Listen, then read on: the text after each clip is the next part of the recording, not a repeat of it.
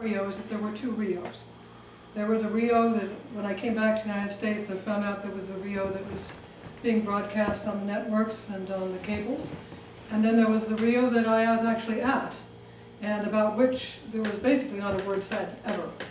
And I haven't really heard anything publicly that took place there. And I think that's the way things seem to be at the United Nations in important events that take place there. There's this big hoopla, this big public spectacle on the outside, and the real decisions and the real conversations are had on the inside. And this was a great shock to me. I went there with starry eyes. I would say I grew up as an environmentalist, a very tree-hugging person. And so I thought that this might be hopeful. And believing in the goodness of human nature, I thought that most people like clean air, clean water, and maybe a tree or two. So I thought that there would be some consensus around the globe that maybe those things were worth protecting. And when I got there, I was in for a big shock. The first shock I had was looking at the streets of Rio de Janeiro, which were empty. And big thoroughfares were cleared up. And I soon found out from some insiders that the president had ordered his people to go out and clean up the street people, the homeless people, the street children in particular, who were admittedly a menace, but they're still human beings, and they were cleaned up in a very sort of Gestapo fashion and put into a small concentration camp where they were also shot in very large numbers. So this is true, and I have heard that trickle out into the media since, but not very loudly. So I had this spectacle of empty streets, and there was a curfew on all the residents of Rio, which is a very big city, as you know, and a lot of people doing business and commerce there, and you wonder what happened to all of them. We got there to a place that was very, very far from the city, isolated, highly securitized, and levels of security. And once we got in there, we were basically let loose on the governments of the world. And there were delegations, there were 70 heads of state, all the governments were represented, and people were mingling and chatting, and that was fun. After a few hours, we ended up sitting in a large hall, and people started making speeches. And speeches were usually 20 minutes long, sometimes 35. I didn't keep count. But at the very first speech, I started becoming annoyed. And it started out like this. Oh, we love the environment. Mother Earth is important. These things are sacred. We need to do something about this. We are polluting the earth. And then that was the beginning of the speech. It sounded lovely, very poetic. Then the body of the speech was, the United States has to pay for all this. And if the United States doesn't pay for all this, for us to clean up our nest, then we will continue to defecate in our own nest indefinitely. Therefore, the United States will have to pay for this. And there was a lot of political stuff said about why that should be true, and how developed countries owe undeveloped countries this, that, and the other thing, and how they were, the usual. But, and then it would end up with the closing statement about how they were simply not going to do anything about their own dirt if, not the developed world, the United States paid for it.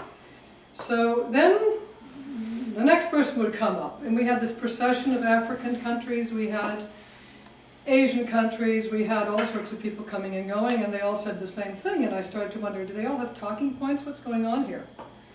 And I was getting increasingly uncomfortable, because I care about the environment. And this wasn't about the environment. And I wish I had transcripts of all those speeches. And they were cleverly put. They weren't overtly offensive at first, but as they built their arguments, I tried to understand what it is they were saying, and sooner or later they'd come to the punchline. The United States of America owes us this, and they are the richest country in the world, consuming 25% of all the resources, and all these other arguments that I'm sure all of you here have heard. And so they're going to have to give us the money to clean up our countries, our particular country, because each person was talking for their own selves. Otherwise, we will continue to pollute our country, and that is going to be bad for all of us. After 3 days of this, or 2 days, I can't remember, my mind was starting to blur with all these identical speeches. I came to the morning, in the late morning when George H.W. Bush was going to speak, and everyone was all excited about this. And I've told Sheila a few times it was a delightful thing for me, but I got to sit next to Barbara Bush in the same row, and I was walking in with another woman, and she was sitting with another woman, and she made eye contact with me, and we had not been introduced, and she looked very welcoming, and she sort of did something like this, and so I just snuck into her row, and there we sat. And that's when her husband came in, and we were all sort of paying a lot of attention, and he strode up to the podium looking unusually angry. He did not smile. He wasn't particularly gracious. He was a commanding presence. It was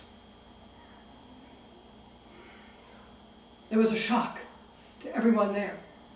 He didn't have a preamble. He went right into a very strong statement. And I'm going to paraphrase, because I haven't written it down, but the gist of it was, if you think that we are going to destroy our way of life to clean up your mess, you have another thing coming.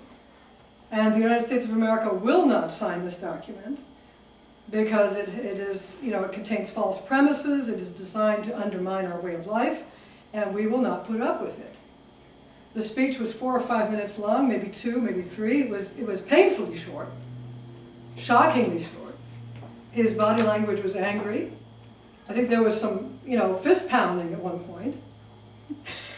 And I was very proud of him at this point. And I wouldn't have thought that I would have been. When I went there, I would have been very disappointed if someone had told me that that would be the attitude of the United States of America, because I was an environmentalist.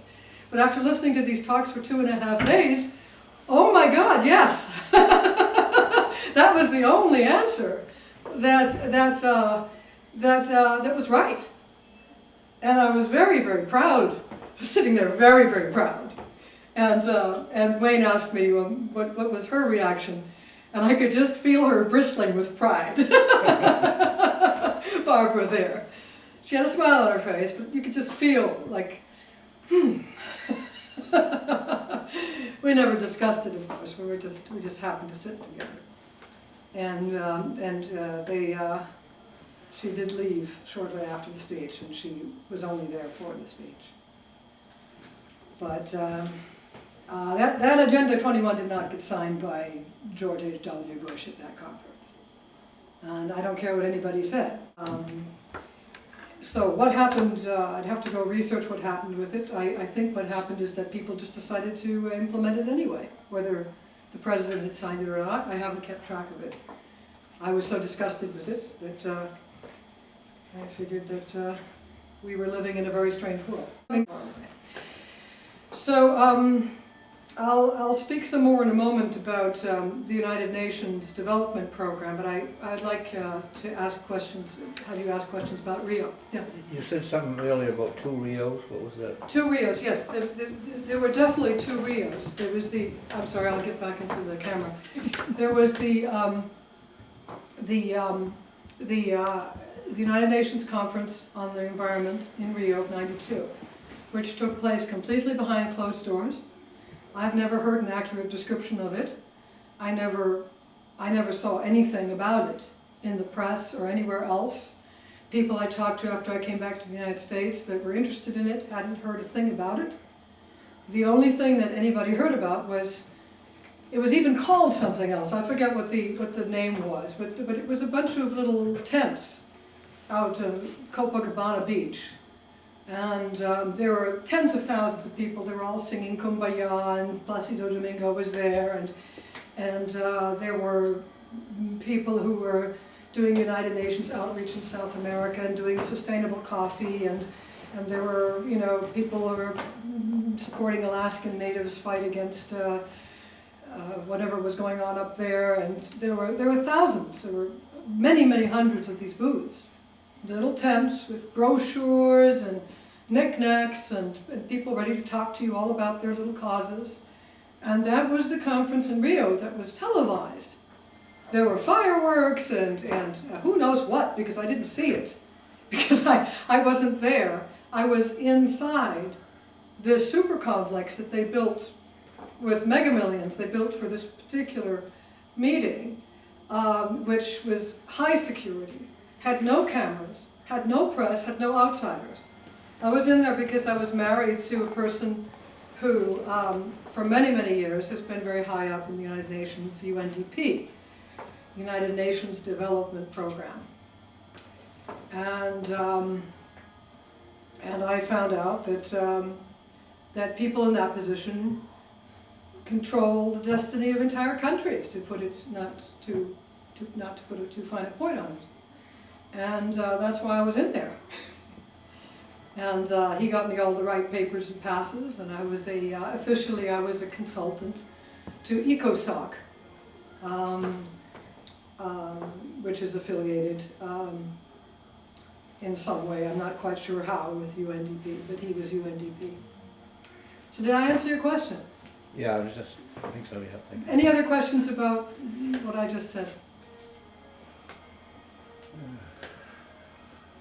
It wasn't what it was painted as at all. The United Nations wasn't on our side. It wasn't. They didn't have America's best interests in mind. It was what? The United Nations has never been in order to help the United States. It's always been As a way parasite, then. to infiltrate the United States. Well, it was anti-American in the extreme, and none of that was ever broadcast, which tells you something. It was also, in my opinion, anti-environmental in the extreme, in the ways I just explained. You know, and all of you here are familiar with the terms redistribution of wealth, and that's one leg of the stool. The other part of it is the desire of every other powerful country in the world to create an alternate universe to the American superpower and to tear it down. So other countries were not mentioned. Other developed nations were not appealed to for help or financial respite, which is usually what you hear when this is discussed publicly. Oh, well, the developed nations should pay for the undeveloped nations, which sounds very, you know, how shall I say, generous.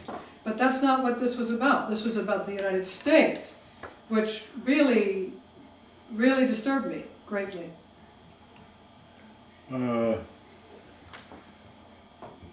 In the document itself that is out there, the Agenda 2142 chapter document or something, almost every chapter states directly that developed nations are to assist developing nations in their improvement or in their growth or whatever. So is that document itself from the meeting that you were at? Yes, the Agenda 21 was the document in question. Yeah. I never read it, I never had to read it, because I listened to these 70 delegations, 100 and whatever the number was. I listened to all those delegations, I listened to 70 of them. I guess the question is, why doesn't it say the United States? Because that's what they're keeping secret. Oh, okay. That's my whole point, you see. So the public document is not... Yeah, it's whitewashed, Yeah, okay. obviously. Yeah, which is really a shocker, is it not? It is. Yeah, it really is a shocker.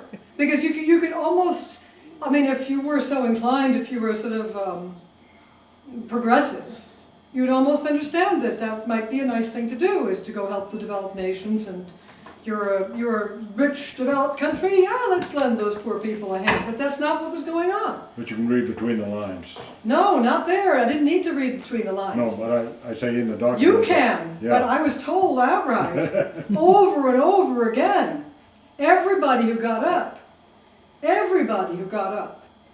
Some of these countries were Latin American? These were the ones that I sat through. After a while, I just couldn't take it anymore. But the ones that I sat through it was a long parade of African nations, and it was consistent. And I'd go back out and have a cup of coffee. I'd come in, they'd still be doing it. Didn't matter which nation was getting up. So to answer your questions, yes, everybody. All the third world nations were talking like that. All the ones that I listened to, yes. When the people from Africa were giving their big "Let's Rob the USA Blind" speech, Yes, that one. what did you get a sense of the political orientation of Gambia versus Zaire versus Botswana versus Kenya everybody. versus everyone? It was exactly the same. Everybody had the same talking point. So if you listened to what they said, then you would draw exactly the same inference about the culture within Nigeria and Chad and so on. You would not know that they were different in any way just from listening to what they said. From that right? point of view, yes. Okay. There is a great deal of difference between the cultures in Africa. Sure. There's a genetic diversity there that far outperforms the Caucasian genetic diversity. They're extremely diverse from each other. Cultures and languages are extremely diverse. No, there was no diversity in those speeches. They were identical, as far as I could see. They were not literally identical. They were all written by different hands and speechwriters. But they all contained the same talking points. They were so close together that I wondered if they'd all made notes beforehand. It was obvious that there was one source. Well, Yes. Yeah, to follow up that, I mean, it was almost as if there was an orchestration. Absolutely orchestrated. 100% certain. Did you ever look into that, or I didn't have find to. It out? was so obvious. who was orchestrating? Or I'll tell what you, was yes, I think you'll be able to put it together from my eyewitness account of the next part of this. Yes, because I wouldn't have known just by sitting there who actually did this, but then I was invited to some government visits where the United Nations was designing the fate of entire countries. So I can tell you with some certainty that, well, I'll just tell you the story, because, is it time for that story? Sure. All right. Yes. It's a good question, though, because it got me thinking, what's going on? Because it was a great shock to me. I don't know if you ever had a wake-up aha moment in your lives. I mean, I grew up in Switzerland, and I was familiar with Euro-communism and anti-Americanism and European socialism. So it's not like I was a complete babe in the woods. But I think that my environmentalism, such as it was naive and untainted. And I made certain assumptions that would transcend politics and that would stand outside these other considerations, which was very foolish of me, considering the Green Movement in Germany is 100% communist, but and admits that. But I thought that the world as a whole would, that I thought the world was a better place. I was mistaken. So this sleuthing of mine, because people won't come right out and tell you, not even my late ex-husband. This sleuthing of mine continued as I was invited to, shortly after that, I believe that was in 1992 that I went there. A few months later I was invited to an official UNDP government-hosted conference. This was a small conference, much smaller than the Agenda 21 conference. It consisted of, let me see, 12 times 4, yeah, it consisted of 4 dozen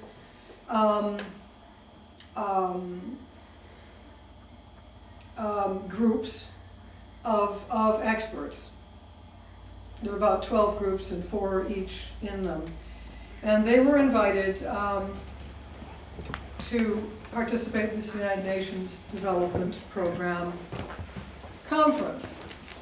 And we were hosted by a government, and that was an interesting experience in and of itself.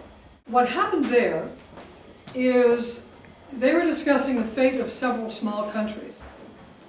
And they were planning how these infrastructures were going to exist in those small countries. And one of the people planning there was my husband, and to give you a little background on that is that my ex-husband, he designed the first 5-year plan for India. And you're not going to find that on the internet because Nehru would not have been happy to share, to admit that he did not design his own 5-year plan. But you will, if you sleuth enough, you'll find that what I say is true. And he did that with someone called Professor Mahalanobis. I don't know his first name and I don't really know how to spell that. But he was Nehru's right-hand man and you know, his policy wonk, his policy designer. And that 5-year plan was, you know, non-aligned nation. It was, you know, it was a highly socialist plan. And so he had started, that was his first big gig for the United Nations. So he'd been doing this for a long time. He was part of a small group, and one of the persons in that group with my ex was Princess Basma bint Talal, who is the sister of the King of Jordan. And there was a collection of the great and the good there, very impressive people with tremendous backgrounds in their field, nuclear scientists, you know, you name it, all sorts of people. The only problem with it was these particular nuclear scientists were designing railroad systems for a small African country, or these Jordanian princesses who were in charge of the liberation of women in Muslim countries, and, you know, education of women in Muslim countries, I should say. At the time, she's famous for that cause. Was in there discussing who knows what, you know, the monetary policy of one of these small countries. And so they would go off on their own during the day, and I was in this beautiful palace drinking tea and talking to other wives or other people in the entourage and having a very lovely time. And then in the evenings they would all come out in the late afternoon and they would report to the group what their brainstorming had yielded. And it was very formal. There was a nice big, you know, table with people drinking water and presenting their findings. And this went on and on for, oh, I think 4 days, 5 days, at the end of which they had redesigned the infrastructure of 3 small countries. I had not seen any representatives of those 3 small countries there, and no obvious ones, and in fact there weren't even any covert ones from what I could tell, because the biographies were known of these people. They'd all been introduced, and they weren't from these countries. Well, this was such a friendly meeting, and you know, everybody was so, you know, concerned about the countries, and it was they're so thoughtful and knew a lot about what they thought should be done. And I don't know if I was the only one sitting there thinking, you know, what are these people doing? Are we living in an alternative universe? Is this, you know, the Matrix? I was wondering how it is that these people, so utterly unqualified to have an opinion about certain things, and certainly not elected, how they were designing such important things for other people. And again, this was very official. The United Nations Development Program, I'd like you all to keep an eye on that, is the treasury of the United Nations. It has all the money. Everybody else is just blowing smoke. The UNDP actually does things. And if anybody's worried about the United Nations not doing things and constantly sitting there talking and blowing smoke, that's fine, because they don't care whether you know or not what they're really doing, because the UNDP does it just fine without press or publicity or anything else. And they're basically, from what I saw, they're after the third world countries. I mean, that's what they're redesigning. That doesn't mean if you extrapolate from that, if that's how we're running third world countries, then what are we doing with first world countries? But I leave that to the people in Brussels to explain to you. From what I can tell from the European Union, much the same thing is going on there.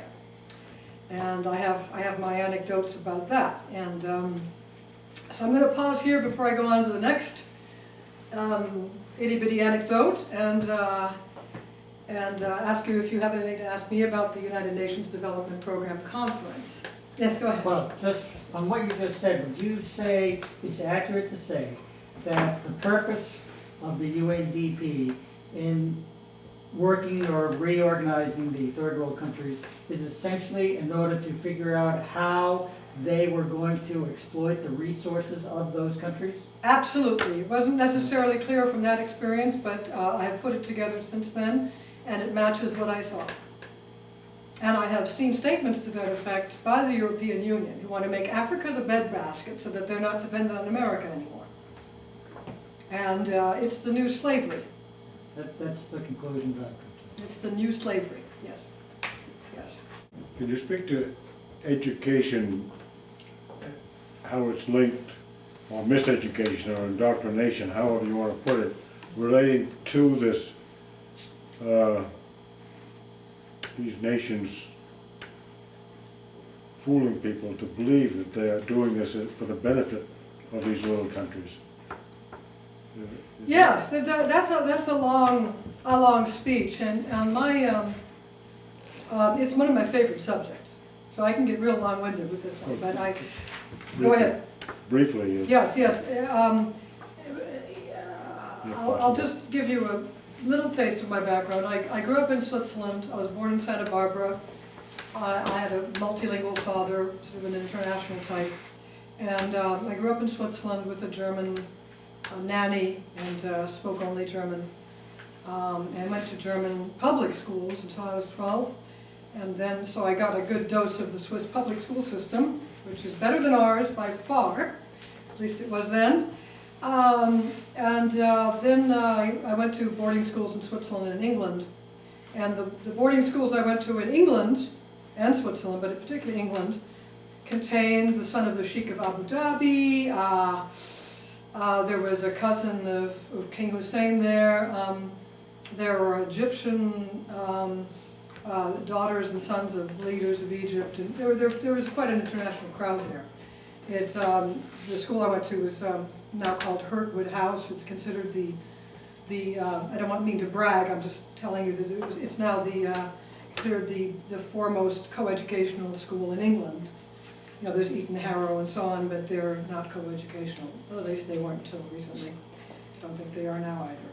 So people sent their kids there, and I got to know, you know, that particular crop of people from those nations when I was growing up.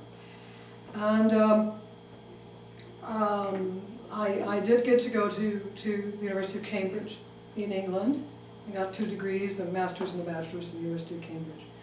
And I came back here, became a trophy wife, ran around in the places that you just heard about. And then I ran away, because I got really disgusted. I ran away to Maine, and I started working on a schooner. And then I went and became a teacher of French in one of the local high schools here, Mount View High, and that's after spending a winter substituting for the Camden Rockport, Belfast, and Rockland school districts. Then I was accepted to be a teacher at Mount View High, and for all 4 years of high school. And in that capacity, I found out a thing or two about the American school system. I'm not sure you understood my question. I meant the education coming down from the powers that be to the people in the countries that were being controlled and designed by these other people. How are they educating people there? Oh, well, take yourselves as an example. They're de-educating us. They're de-educating us. Are they doing that same thing? They're doing it here. Worldwide too? No, they're doing it to us. Okay. So that we produce a populace that is uneducated and unaware of what's really going on. They're doing it to us. They're doing it to themselves as well, but I think it's worse here than anywhere else. And we've now descended down to a third world country level of educational ability. Harvard and Yale, I mean not Yale, Harvard and MIT, the sciences are 50% foreign now. that might be higher than that at this point. There are Chinese, people from India, wonderful people, highly educated people. We cannot fill our Ivy Leagues, our science departments, our engineering departments, anything that requires math. We cannot fill those spots with Americans anymore. We've destroyed our education system. And so that is deliberate. I've come to that conclusion. I've had to come to that conclusion because I've been in these places that I just described. That's one of the reasons I mentioned all that. But I can see that that's deliberate. My family's American. We've been here for 400 years. And my aunt was one of the first people at her little high school to study Attic Greek. My other aunts, from a much humbler background, had a tremendous education in Conneaut, Ohio, on the Pennsylvania border. And they're all in their 80s now. So something has happened to that school system. And my father went to Exeter and was taught a lot of political things there. He was there, William F. Buckley was there, and George Plimpton was there. And they were taught not to speak with big words. They were taught not to speak the way their fathers spoke because that might intimidate the democracy and the working classes, and they were supposed to be more generous than that. They were supposed to speak the way Hemingway writes. Clearly, simply, please don't intimidate anyone with Latinisms because you might offend them. That was and that of course made some sense to, you know, that generation. They didn't want to be prats. So they complied to some degree. They assassinated themselves as a class. That's just an aside. But that's part of the systematic destruction and the propagandization of Western civilization in this country, you know, against Western civilization in this country.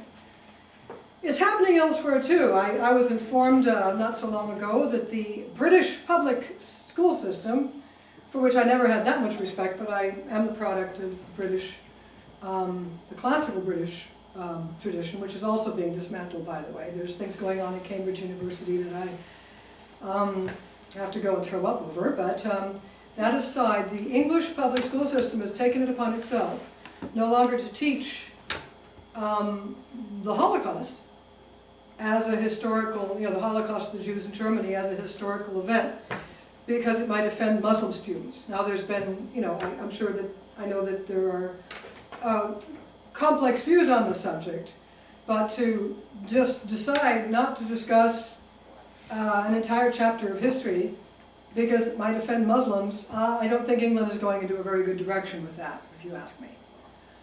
There's also a removal of trial by jury and habeas corpus in Europe. And you now have hate crime laws where people can come in the middle of the night and take you away because you might be considered nationalist, racist, or having said something against some multicultural element of society there, which is rather frightening. I understand that honor killings are allowed in Canada now. Now these things I'm saying are not just my fantasy, these are all things that are well documented and true. People can kill their daughter or their wives or anybody they wish if they're Muslim in Canada and not be tried for homicide. And so we are living in a very difficult time. So how did we get to this point? I mean, yes, there is constant propagandization. I saw it in Europe. I was warned against it by my, I had a teacher in one of the places I went to. I was barely 18. She had a doctorate from the University of Vienna, and she was a member of the Swedish royal family. And she warned me. She's the one who really started opening my eyes. She put me through a reading list on Eurocommunism. And this was in 1977. And I went to the Council of Europe. By the way, I was there too. I spent several years in Strasbourg, which is in the Alsace, which is the seat of the Parliament, the European Parliament. And while I was there, that's where this woman was. Her name was Yvonne von Stedink. I remember I loved her custom white lancia, and I used to imitate her a little bit. She was like a role model to me. And so I started dressing up after I spent time with her. She took me under her wing. And she sent me over to the Council of Europe and to go to the library, and I did. And I pulled documents that she told me to read about Eurocommunism and explained to me the pyramidical system of Soviet and other kinds of communist system, the top-down thing, which is what you've just seen me talk about with the UNDP. So if anyone tells me that the whole world is going down the toilet because of communist ideas, I'm afraid I have to agree with them. And it's not that simple a subject, though, and I think if we make it too simple, then we're not going to get anywhere with people, because first of all, they don't realize that they're the victims of it, and secondly, they have inoculated themselves with sort of anti-McCarthyism and other sorts of violent protests. They have made us afraid to speak up. So we need to use a different sort of language to be able to get to save the country. Because we're in trouble. Yes? You said you're teaching in a regular public school now? I'm not now, no, I'm not. No, I did then. Yeah, in 1998 You were, and 1999. you're not teaching now? No, I'm not, no. Okay. I was worried, No, I can't- if you are, your days would be numbered. Oh, Or you have a absolutely. different persona or Oh, something. absolutely my days will be numbered, yes, absolutely. No, I ran into things, the first week I was there, I was sitting in the, they had declared my Cambridge degree as the equivalent of a teaching degree in America, and they said that I had to take, I think, 15 credits at the University of Augusta in the summer, education credits where I would be propagandized. And I know this because the taxpayers are paying for teachers' days off. You know, school days, you know, teachers' teaching days. Well, after my experience in the United Nations, this was a very interesting experience to me. It seemed very similar, first of all. So when Charlotte Iserbyt talks about this concerted group effort going into the grassroots areas, you know, going into, let's say, a school district and swaying individuals on the school board, and going into town offices and going here, going there, and creating consensus. That's a favorite United Nations word, consensus. They're doing this on a massive scale. They're doing it everywhere. What happened to me is I'm sitting there, within a month of being there, I'm sitting there on a day off, a teacher's day, teaching day, and someone from Augusta was there all day. And they had little pie charts, and they had little thises, and they had little that's, and they were speaking in the worst kind of what I call governmental style gibberish. The sort that an educational person cannot understand. And I've encountered this before. I don't know if you've encountered this, but American lawyers seem to love to talk that way. A lot of politicians seem to love to talk that way. But it's ultimately gibberish. And my nice little Maine fellow teachers were kind of looking at me. We were sitting at these little round tables, just as in the UNDP, what my husband was doing at the United Nations Development Program. We were sitting at these little round tables, and somebody was, you know, handing out these flyers, and my fellow teachers looked at us, "Do you understand this?" And I said, you know, but they learned it anyway. And I have my theories about that, but it's deliberate you know, it's obfuscation, it's obscurantism, it's trying to make things as obscure as possible, as unintelligible as possible, so you don't know what the heck you're doing there. And it boiled down to, oh, we're going to do it ended up boiling down to the most simplistic notions. My goodness, the things that we made in the school, K through 12, things sitting there and making little things. But not really learning the skills on how to make things. In Switzerland, they had me knit things and do real things. They were making these little frogs out of cut-out papers. And it was pathetic. It was busy work. I've come to the conclusion that the American school system is a giant babysitting institution designed to de-educate the entire population so that we can no longer understand our own constitution, comprehend our own history, run the world, or create a decent military. In the 70s that my husband knew of, and this was sort of, now they would be Tea Party activists, but this was a conservative person out west that he knew.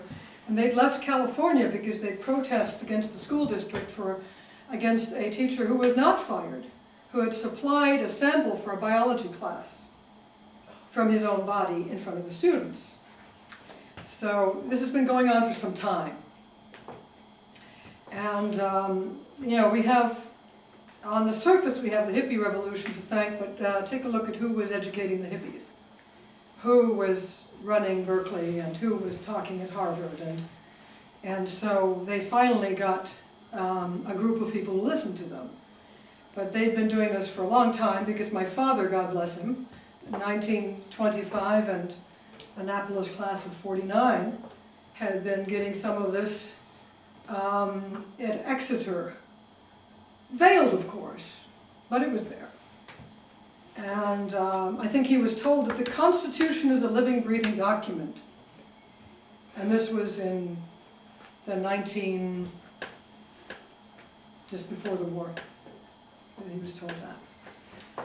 Any questions for me? Did I answer your question? Yes, Oh, good. more or less a demoralization of America. Oh, yes, yes. John Dewey, I think, started that, wanting to make people little cogs in the wheel, little worker bees. They're very effective at that. I tell you, I came from Europe, and I didn't know what was going on here. And I had to ask myself, why are Americans deliberately destroying their own school system? And it was so obvious, and everywhere. And that's not the only thing that Americans are deliberately destroying. Corporate America. Of course, the left loves to talk about how corporate America is in bed with conservatives, and I don't think that's true. I think the opposite is true, if you ask. The Columbia University allowed, opened its doors to a diversity of people in the 1960s who brought with them a pronounced interest in Marxist-Leninist doctrine, and I think it just took the Ivy League to the next level in that regard. So I think the mid-60s, there was an opening of doors that did some damage, yes. I just add a little bit inside here that Yep. if you're trying to trace back the corruption of the education system, including the colleges and everything, I think you have to go back further, so that probably, if you wanted to start around the turn of the century, the 1910s to 1913 or so, Yes, the foundations were instrumental in getting together the educational establishment and corrupting everything.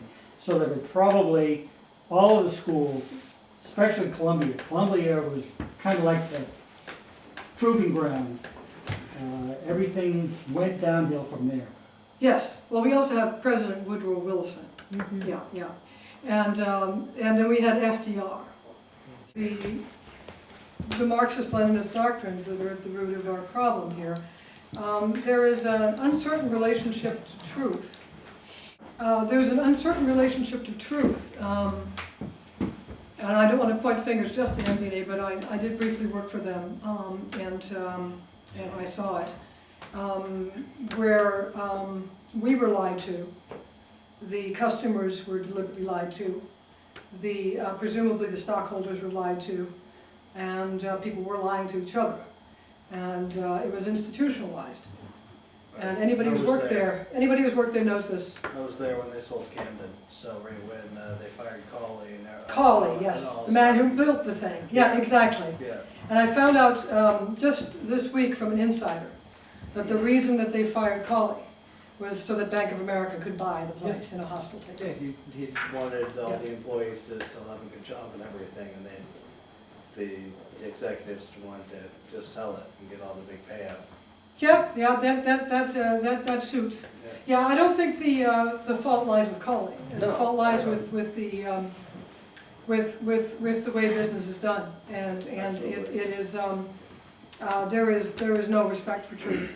No. And the problem with that, and I think there's the same problem that you see with the educational system and the government and the press and just anything you can think of, is that, I mean, there's always been lies and intrigue, and there's been lies in the courts of Europe and so on, but it's okay to get up and quote facts that are absolutely untrue, and not be afraid that someone is going to go find the real fact, because it's all spin.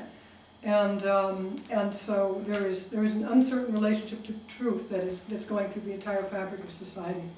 And I think that the origin of that is Marxist-Leninism. Yes? And identifying all these different problems you're talking about, Yeah. what's your solution? Oh, I don't know. That's up to all of you, activists. Yeah. Yeah. I'm not qualified to solve the problem. I'm just an eyewitness observer of some of the things that went on in government.